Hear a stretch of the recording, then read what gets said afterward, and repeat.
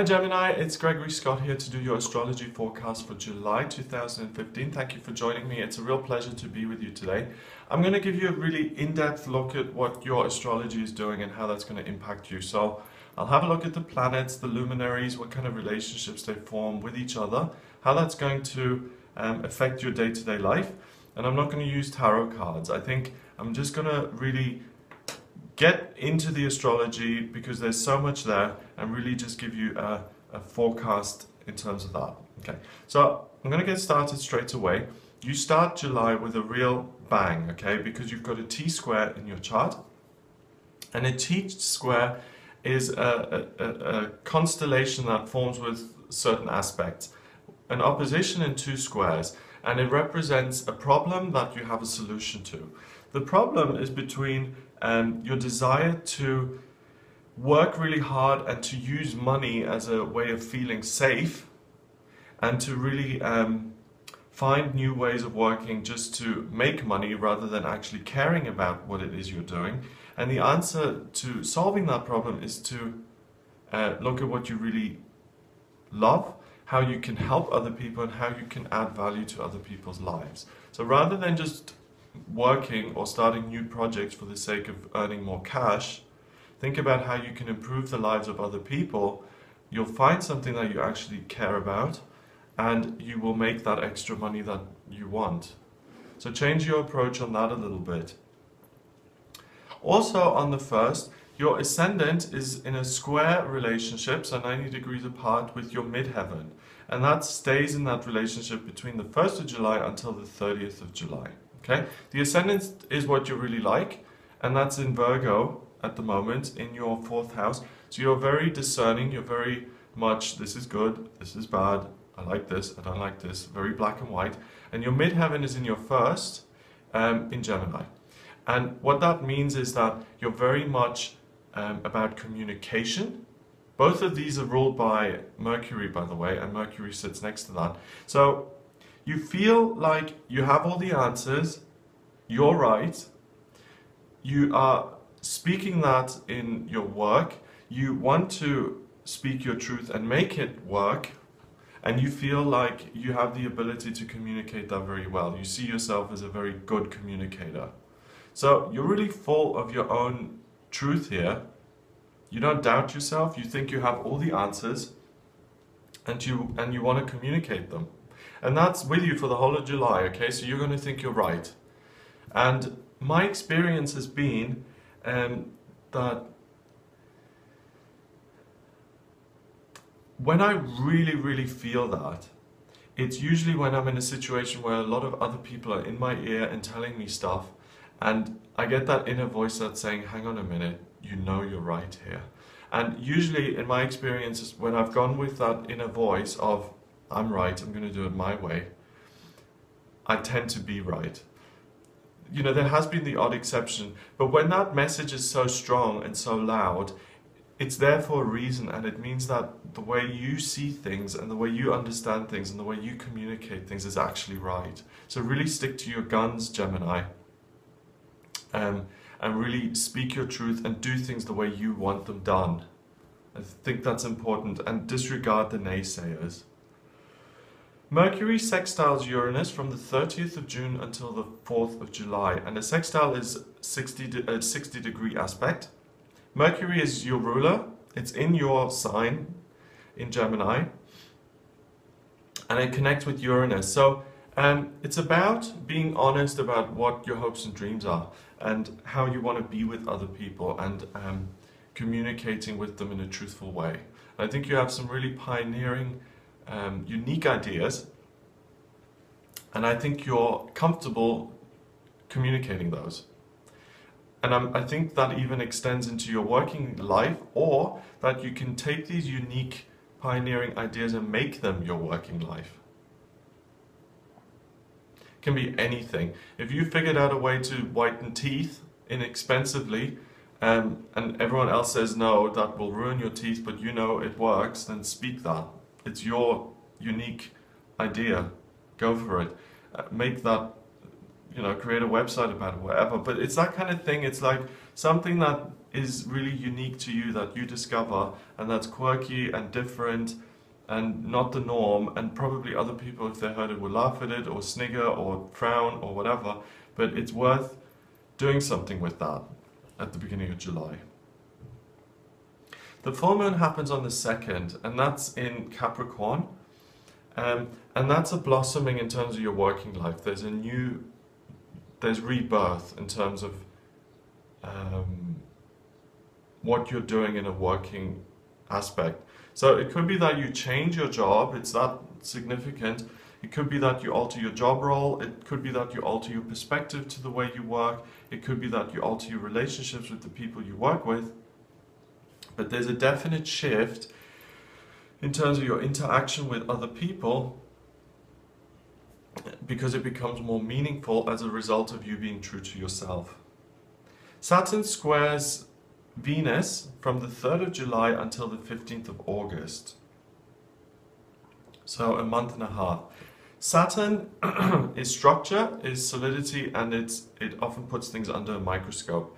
And it's right on top of your descendant, which is what you're looking for in a romantic partner. It squares your Venus and your Jupiter. And this is great because your altered way of communicating, your increased truthfulness, and your comfort in terms of speaking your truth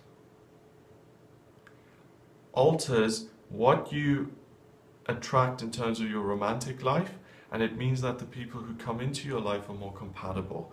Let me give you an example of that. I may be a New Ager, okay? I may believe in New Age principles, but I may not be comfortable talking about that belief in public. That's the kind of thing I'm talking about for you, Gemini, because you will become comfortable talking about your truth this month, and by talking about your truth, you attract people who are more aligned with you as a result of that. Make sense? Okay. So I encourage you to speak your truth. The Sun has been in a trine aspect to Neptune from the 24th of June and continues to be in that aspect until the 9th of July. And Neptune is the dream, it's the intuition, it's what you feel. The Sun is your ego, it's your personality, it's your identity on planet Earth. And Neptune is in your 10th, the working sector, and the Sun is in your 2nd. And really, you will start to make a lot of money around this time by listening to your ideas and listening to your intuitions and listening to your feelings about what you ought to be doing to make money. For you, Gemini, I really see that you alter your path in terms of your career. It could be a slight tweak, or it could be a complete job change, but I really think that you get some information in that makes you question what you're doing right now, and that makes you want to do something that's more compatible with you as a person. I really feel that strongly for you. Mercury moves into Cancer on the 9th of July as well. So that communication around how do I make money, how do I build practical security in my life, opens up. And the card I'm being shown, really, to kind of explain this, is the High Priestess. She doesn't do very much, she has all the information, but she's got the source of all knowledge sitting behind her. She's got a veil covering it. And I think on the 9th, you take that veil, you remove it, and all the information that you need comes up from behind you, smacks you in the back of the head, and gives you insights into how to make money in a congruous way to your actual core beliefs and values. So if you're that New Age person who believes in the law of attraction and life purpose, but you're selling credit cards at 35% interest, you're not living your beliefs and values, and you can find something else on the 9th, an idea that'll help you shift into a career that's more suitable to you. There's a T-square on the 11th of July, again the second T-square of the month now, and this one's between Saturn opposing the Moon, and the solution to that is Jupiter and Venus in the 3rd. So, your altered kind of perception of what you're interested in. Opposes the way you've always done things, so things are shifting and being kind of, yeah, being shaken up. The people, I think, in your life are being shaken up a little bit, and the way to continue through that process, because it may feel a little bit uncomfortable, is to continue speaking about what it is you love and to continue being comfortable in terms of what you're saying, even if it doesn't go down very well.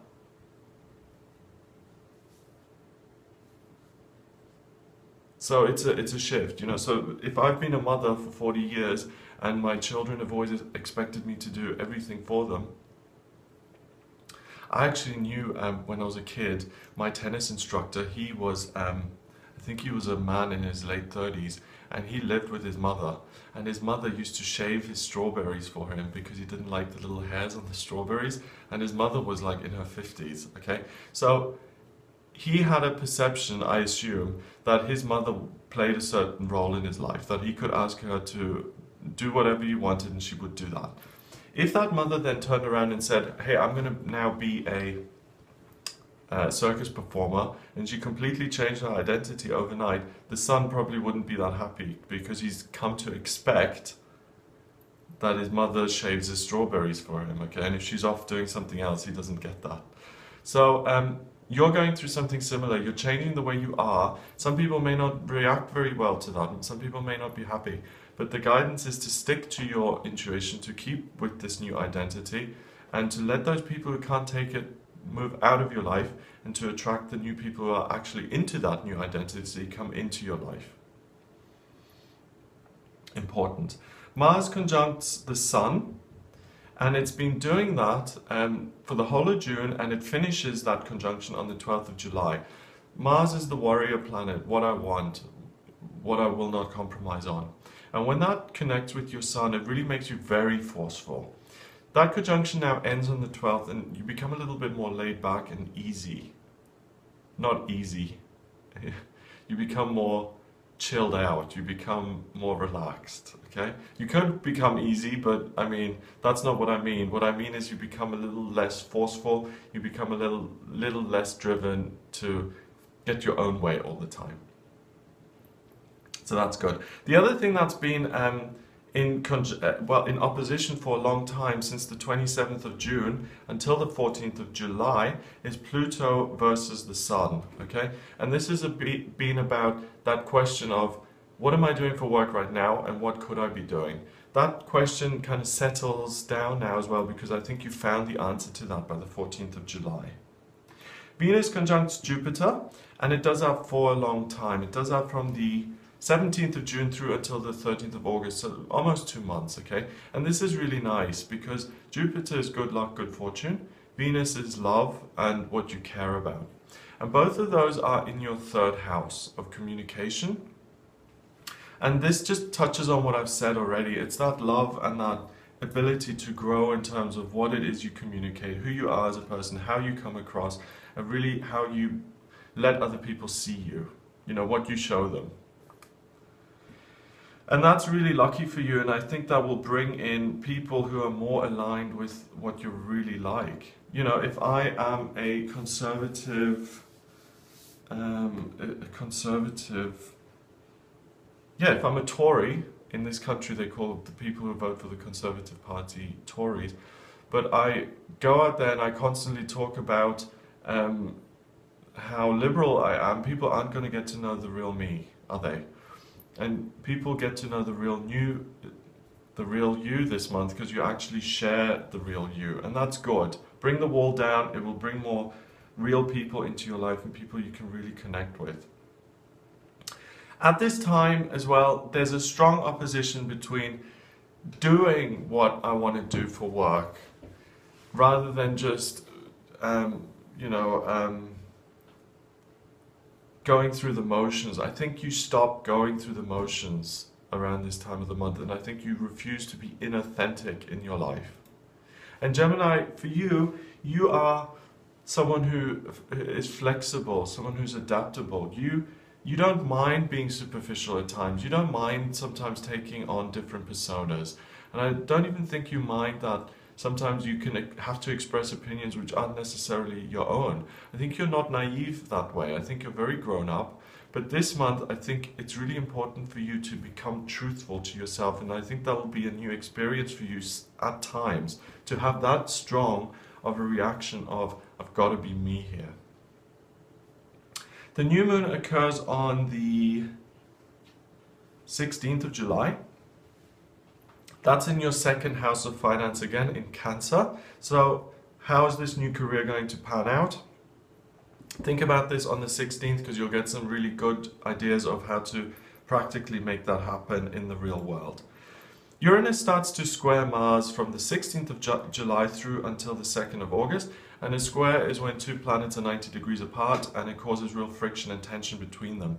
Mars is in your second, Uranus is in your 11th of hopes and dreams, and Uranus is the planet of miracles anyway. So something really, really unusual is going to happen in this time period, the 16th, so the last 2 weeks of July, and that will really inspire you to completely take you in a new direction work-wise. So don't figure it out yourself. You'll be given the answer on a silver platter, free of charge. The universe is going to give you your career. Isn't that great? Something really unique and pioneering as a result of all the work you've done so far. So just be open to that, because it'll come into you free of charge. Just be open.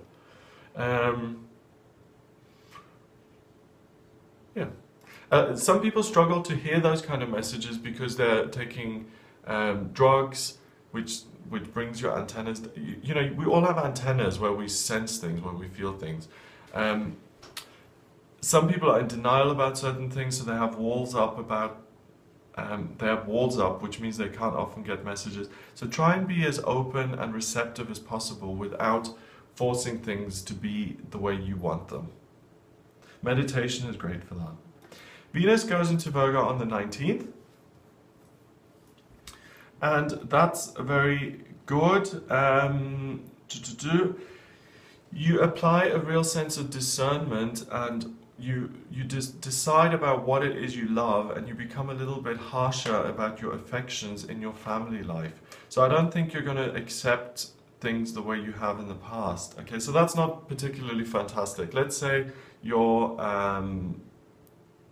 mother is in a cult, and you've always just said, oh, you know, that's just mum's thing, I'm not going to judge her for it. She's my mother, and if she wants to be in a cult, she's going to be in a cult. It's none of my business, really, is it? You're not going to particularly do that from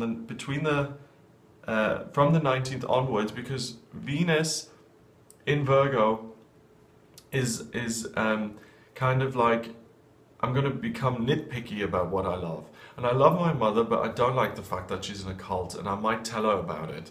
So just be a little bit careful about who you tell that you dislike the way they live their life, because people don't really like that very much, okay? If you tell someone, you know, everything you believe in is stupid, that person isn't going to turn around and say, oh, thank you for telling me that, I really appreciate it. They're going to say, well, thanks for sharing, but I'm going to believe what I'm going to believe anyway, whether you approve of it or not. So just be a little bit more, you know, if you have these people, continue to be forgiving. No one's perfect. You've got your own things that are quirky and other people may not like, but you don't really need to get in people's faces about them and say, if you don't stop doing this, I'm going to withdraw my love from you, and there's the ultimatum. Don't give any ultimatums from the 19th onwards. Another T-square occurs in your chart between the 19th and 29th, and that's between Pluto and your midheaven. And the outcome, the solution is your rising sign, your north node in Libra in the 5th. What do you love? That question is so active in your working life this month. What is it that you love? And use that discernment that I just talked about with the Venus in Virgo, that I like this, I don't like that. Use that in your working life, not so much in your personal life. Use it to say, this job, I don't like that, I want something different. And continue to evolve and continue to find what it is you're looking for work. Mercury goes into Leo on the 24th. And that's really nice because, again, the confidence in terms of how you communicate, very comfortable in your new kind of role, this new identity that you've discovered about yourself. And on the 25th, the next day, there's a grand trine in water. And this is about embracing the change in terms of your work. The moon is in Scorpio in the 6th, work. Neptune and Chiron are in the 10th in Pisces, work. And the midheaven and Mars are in your 2nd, which is about the proceeds of work, what you get from working. And all of that, you have a great talent now for feeling what it is you're meant to be doing, and that is going to realize your dreams, and that's going to bring you the income that you've always had the potential to make. Really, really listen to your feelings, Gemini, this month, because that's where you're going to get the answer to the job changes that you need to make to really maximize your full potential. And I think the 25th is going to be the best day for that. Virgo also goes into retrograde on this day. So, you know, Mercury retrogrades, but so does Venus and Mars. And Venus retrogrades this month, and she stays in retrograde until the 8th of September. And that really just highlights that tendency to reassess and reevaluate what it is you love in your life and the people you love in your life. Don't make any decisions around ending a relationship around this time. You're not in your right mind about the people in your life because you're too critical. You love your mother, but this month all you're going to see is the cult. So don't make any decisions. Don't say goodbye, mother, unless you change your religious beliefs. We're done. Don't do that. You'll regret it later on, and you'll have to, apologize, which you don't need to do if you don't take that action. Then finally, the month ends with a full moon, and we've already had a full moon this month, which makes the second full moon a blue moon. It happens very rarely. The next one is in January 2018, so in 3 years from now. And when you have 2 full moons in a month, it makes that month extra powerful. If you think of the full moon as like a flower blossoming, it's a culmination point. If you have 2 flowers blossoming, you become more yourself. You become more. You unearth yourself. You become developed. You open up. And this second full moon, I'm sorry, I keep tutting. The second full moon, the blue moon, is in Aquarius in your 9th. Your horizons open up. What is my experience? What do I need to learn? You become so much broader and open in your perception of the world. And what you want to do, and what you want to teach, and what you want to learn. Much bigger. Your scope really opens, the blinkers come off, and you really look at the world with new eyes. So that's your astrology for this month. I hope you found that useful. Key dates to look out for. If you'd like a private reading with me to kind of get into more depth on any of these details specifically to your birth chart, then please get in touch with me via my website. It's gregoryscott.com. Email me. The address is readings@gregoryscott.co.uk, and you can also find me on Facebook, Gregory Scott 444. Please remember to subscribe to the channel, and I'll speak to you soon.